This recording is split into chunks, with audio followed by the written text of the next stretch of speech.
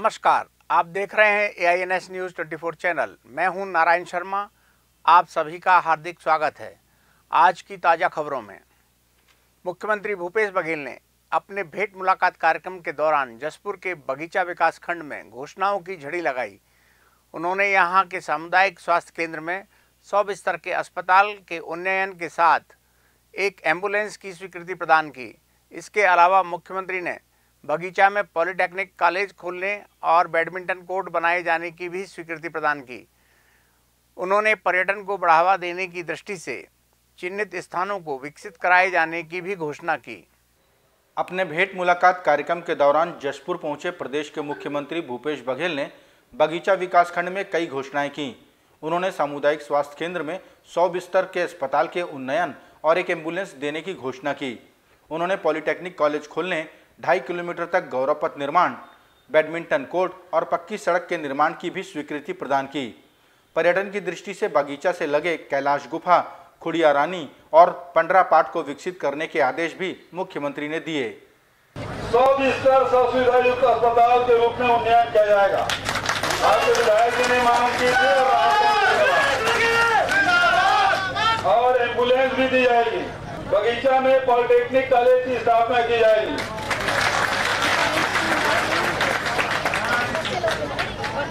शाहीडांड एवं ग्राम मरोल में नए विद्युत सब स्टेशन की स्थापना की जाएगी। नगर पंचायत बगीचा में हाई स्कूल चौक से तहसील चौक तक 2.5 किलोमीटर लंबे गौरव पथ का निर्माण किया जाएगा। बगीचा के पर्यटन स्थल गंगई, कैलाश गुफा, राजपुरी, खुड़िया रानी को पर्यटन केंद्र के रूप में विकसित किया जाएगा। साथ ही खुड़िया रानी और कैलाश गुफा तक के पक्के मार्ग का निर्माण किया जाएगा। बगीचा में नए बैडमिंटन कोर्ट का निर्माण किया जाएगा। अब बच्चे लोग हैं, स्वामी आत्मानंद स्कूल को जैसे जसपुर और कुनकुरी में बना है, वैसे बगीचा के भी स्कूल का उन्नयन किया जाएगा। ठीक है। महिला कांग्रेस की पूर्व राष्ट्रीय अध्यक्ष शोभा ओझा ने कहा कि अग्निपथ योजना देश के युवाओं के साथ विश्वासघात है। रायपुर के राजीव भवन में पत्रकारों से चर्चा में शोभा ओझा ने अग्निपथ योजना को वापस लिए जाने की अपील की। उन्होंने कृषि कानून की तरह अग्निपथ योजना को भी युवाओं के भविष्य के साथ खिलवाड़ बताया। महिला कांग्रेस की पूर्व राष्ट्रीय अध्यक्ष शोभा ओझा ने रविवार को रायपुर के राजीव भवन में पत्रकारों से चर्चा की। चर्चा में उन्होंने कहा कि अग्निपथ योजना देश के युवाओं के साथ विश्वासघात है। हम केंद्र सरकार से इस योजना को वापस लेने की मांग करते हैं। शोभा ओझा ने यह भी कहा कि आज देश को बचाने की जरूरत है और प्रधानमंत्री पैसे बचाने की सोच रहे हैं। आज बीजेपी पैसे बचाने की कोशिश, मतलब सरकार पैसे बचाने की कोशिश कर रही है। देश की रक्षा के बदले या इन नवयुवकों के भविष्य के बदले में पैसे को प्रायोरिटी दे रही है, पेंशन बचाने की कोशिश कर रही, जो कि शर्मनाक है। उन्होंने इस योजना को आनन फानन में लाई गई योजना बताते हुए कृषि कानून का उदाहरण दिया। ओझा ने कहा कि कृषि कानून का विरोध करते हुए 700 किसानों ने अपनी जान से हाथ धोया था। क्या केंद्र सरकार अग्निपथ योजना को लेकर ऐसी ही किसी अनहोनी का इंतजार कर रही है? जो भी संवैधानिक रूप से गलत है, वो चाहे किसी भी तबके के लिए गलत हो, चाहे वो किसानों के लिए गलत हो, नवयुवकों के लिए गलत हो, इस देश की सुरक्षा के लिए गलत हो, इस देश की महिलाओं के लिए या कमज़ोर वर्गों के लिए गलत हो, उन सब के साथ कांग्रेस पार्टी पहले भी खड़ी थी, आज भी खड़ी है और आगे भी खड़ी रहेगी। अग्निपथ योजना के विरोध में छत्तीसगढ़ कांग्रेस 90 विधानसभाओं में सत्याग्रह का आयोजन करेगी। विधायक और संसदीय सचिव विकास उपाध्याय ने कहा कि सत्याग्रह में प्रदेश के हजारों युवा शामिल होंगे। सत्याग्रह की जिम्मेदारी स्थानीय विधायक और प्रभारी मंत्री संभालेंगे। छत्तीसगढ़ प्रदेश कांग्रेस कमेटी द्वारा केंद्र की अग्निपथ योजना के विरोध में पूरे राज्य भर में सत्याग्रह किया जाएगा। पूरे के पूरे 90 विधानसभाओं में आयोजित होने वाले इस सत्याग्रह का नेतृत्व स्थानीय विधायक और जिले के प्रभारी मंत्री करेंगे।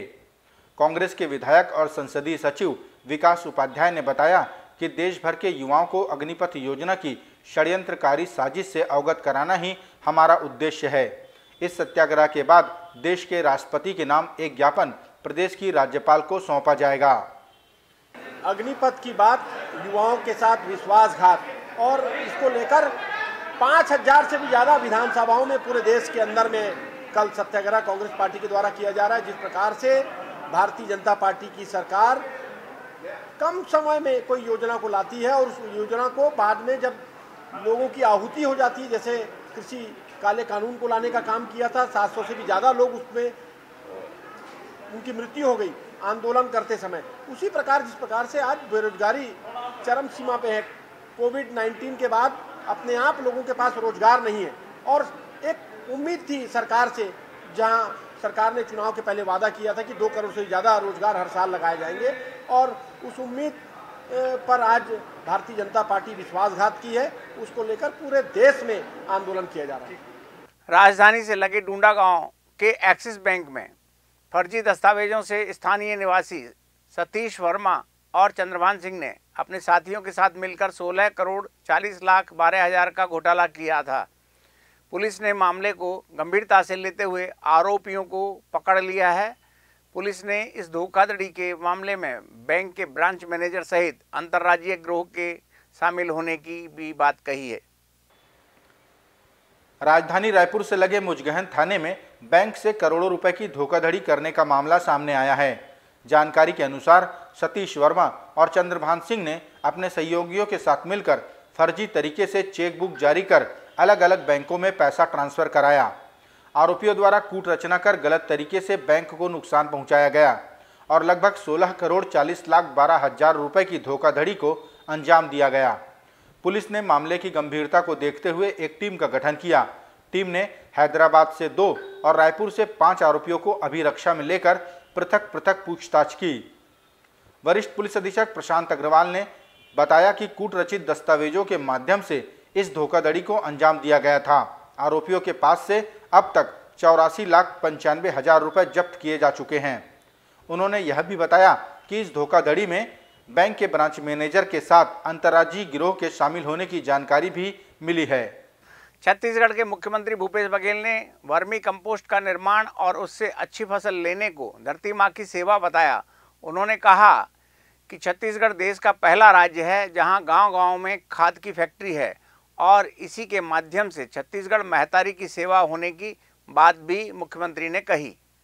छत्तीसगढ़ के मुख्यमंत्री भूपेश बघेल ने कहा कि छत्तीसगढ़ अकेला राज्य है जहां गांव-गांव में खाद की फैक्ट्री है। यहां वर्मी कंपोस्ट का निर्माण किया जाता है। उन्होंने कहा कि यही धरती माँ की सच्ची सेवा है। हम अगर इसी धरती से खाद का निर्माण करें और इसी धरती पर फसल लें तो इससे बढ़कर कुछ नहीं हो सकता। दुनिया में कहीं ऐसा कोई देश नहीं है, कोई राज्य नहीं है जिसके गांव-गांव में खाद की फैक्ट्री बना हो। अकेला छत्तीसगढ़ है जिसमें खाद की फैक्ट्री, मतलब वर्मी कंपोस्ट और खाद की फैक्ट्री तो है। आप यदि डीएपी नहीं मिल पा रहा है, यूरिया नहीं मिल पा रहा है, तो ऐसे में यदि वर्मी कंपोस्ट डालते हैं तो आपकी फसल के उत्पादन में कोई कमी नहीं आएगी, बल्कि गुणवत्ता में सुधार होगा। जैसे हम गौ को माता कहते हैं, ये धरती भी हमारी माता है। छत्तीसगढ़ मातारी हमने पूजा की तो केवल पूजा करने भर से नहीं होगा, वृक्ष लगाने भर से काम नहीं होगा, बल्कि जमीन की उर्वरा शक्ति भी हम बढ़ाएं, तभी धरती माता की सही मायने में पूजा होगी। गौ जैसे हम लोग अपनी माँ की सेवा करते हैं, गौ माता की सेवा करते हैं, उसी प्रकार से धरती माता की हमको सेवा करना होगा। तो ये दिशा हम लोग काम करने की आवश्यकता है कि वर्मी कंपोस्ट बना रहे हैं उसकी गुणवत्ता में कहीं कोई समझौता होना नहीं चाहिए, और जो भी बांध बना रहे हैं उसमें थोड़े से लालच में आप इस प्रकार से मिट्टी मिला देंगे। वैसे भी गाय गोबर करेगी, गोबर तो जमीन से कुछ न कुछ लेके उठेगी ना, उसमें मिट्टी भी होगा, उसमें कंकड़ भी होगा, लेकिन अपने तरह से मत मिलाएगी। इस बात का ध्यान रखें क्योंकि वो आप ही खेत में जा रहा है, पैसा भी आपको मिल रहा है, आपके खेत की उर्वरा शक्ति भी बढ़ रही है। तो ये योजना बहुत सफल योजना है और इसको ईमानदारी से आप लोग करें। बिहार के पटना जिले में पदस्थ ड्रग इंस्पेक्टर जितेंद्र कुमार के घर से निगरानी विभाग की टीम को अकूत संपत्ति मिली है। आय से अधिक संपत्ति के मामले में कार्यवाही के दौरान ड्रग इंस्पेक्टर के सुल्तानगंज निवास में छापेमारी में करोड़ों रुपए की बेनामी संपत्ति के साथ जमीनों के दस्तावेज, लाखों रुपए के जेवरात और लग्जरी गाड़ियां भी मिली। बिहार के पटना जिले में निगरानी विभाग ने आय से अधिक संपत्ति के मामले में ड्रग इंस्पेक्टर जितेंद्र कुमार के यहां छापा मारा तो नोटों की संख्या देखकर अधिकारी भी दंग रह गए। ड्रग इंस्पेक्टर के यहां मिले रुपए किसी कुबेर के खजाने से कम नहीं थे। निगरानी विभाग के अधिकारियों को वहां से कई जमीनों के दस्तावेज, गहने और लग्जरी गाड़ियां भी मिली। निगरानी विभाग को ड्रग इंस्पेक्टर के सुल्तानगंज आवास से ये सारी संपत्तियां बरामद हुई। बस्तर पुलिस को एक बार फिर चोरी के मामले को सुलझाने में सफलता हाथ लगी है। अतिरिक्त पुलिस अधीक्षक जगदलपुर हेमसागर सिदार ने बताया कि 5 लाख की कीमत के पिकअप वैन और जनरेटर चोरी में 2 आरोपियों को गिरफ्तार किया गया है। चोरों ने पिकअप वैन और जनरेटर को चोरी कर जगदलपुर से ले जाकर दुर्ग जिले के पाटन में छिपा दिया था। बस्तर पुलिस को चोरी के मामले में सफलता हाथ लगी। कोतवाली जगदलपुर में एडिशनल एसपी हेमलाल सिदार ने बताया कि 5 लाख के कीमत की एक पिकअप वैन और जनरेटर सेट अज्ञात चोरों ने चोरी कर दुर्ग जिले के पाटन में छिपा कर रखी थी। पुलिस ने घटना स्थल और उसके आसपास लगे सीसीटीवी कैमरों को खंगाला तो कुछ संदेहियों के चेहरे सामने आए। उनको अभिरक्षा में लेकर पूछताछ की गई तो उन्होंने चोरी की घटना में शामिल होना बताया। एक पिकअप और उसमें लोड जनरेटर की चोरी हुई थी, जिस पर प्रार्थी के रिपोर्ट पर थाना कोतवाली में चोरी का अपराध दर्ज कर अनुसंधान में लिया गया था।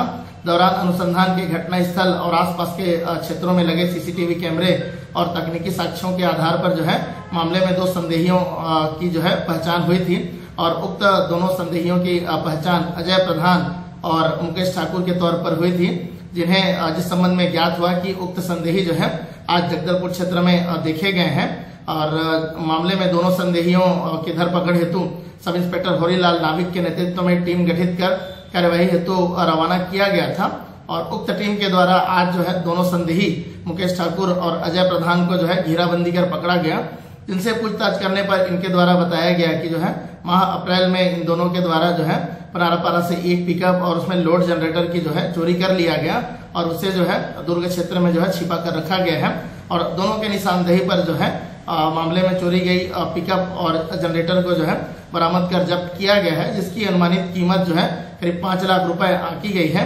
मामले में दोनों आरोपियों को थाना कोतवाली के द्वारा गिरफ्तार कर लिया गया है, जिन्हें न्यायिक रिमांड पर न्यायालय रवाना किया जा रहा है। फिलहाल मामला थाना सिटी कोतवाली के अंतर्गत विवेचनाधीन है।